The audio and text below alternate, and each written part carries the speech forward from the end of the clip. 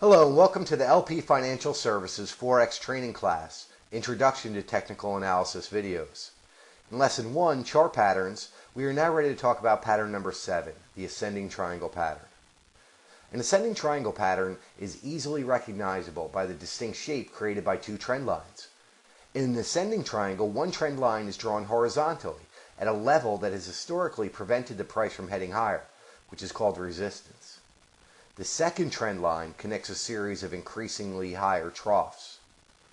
Traders enter into long positions when the price of the asset breaks above the top resistance. An ascending triangle is generally considered to be a continuation pattern, meaning it is usually found amid a period of consolidation within an uptrend. Once the breakout occurs, buyers will aggressively send the price of an asset higher.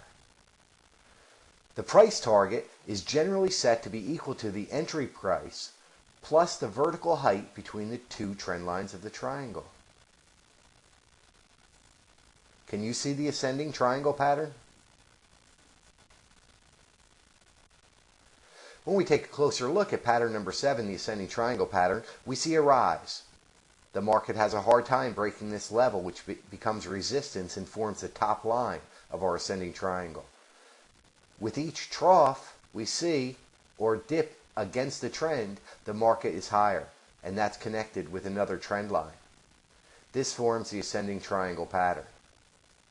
Upon the breakout, the market will aggressively push higher. The ascending triangle pattern is a continuation pattern, meaning it is a period of consolidation within an uptrend. The target is calculated by taking the distance from the highest point of the resistance area and taking it to our lowest trough. Add this to the top of the resistance area to come up with a great target area. This has been a fine example of an ascending triangle pattern.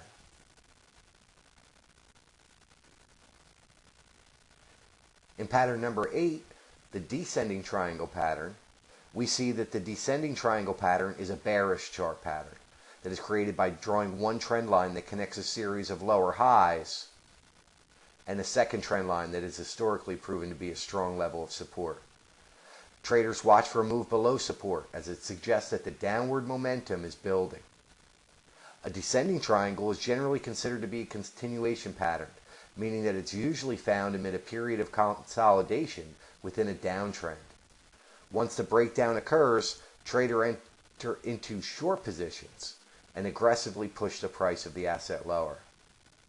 The price targets are generally set to be equal to the entry price minus the vertical height between the two trend lines of the triangle. Can you see the descending triangle pattern?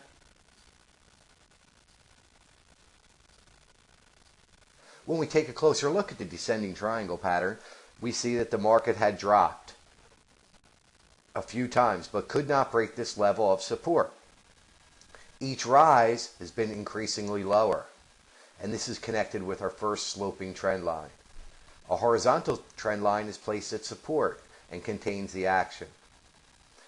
When the market does break through, sellers jump on board and push prices lower aggressively. The descending triangle pattern is a continuation pattern, meaning that it is contained within a downtrend and is formed by the consolidation within that period of the downtrend.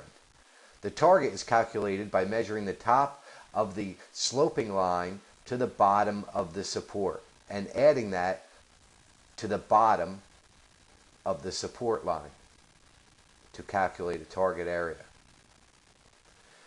This has been a great example of a descending triangle pattern.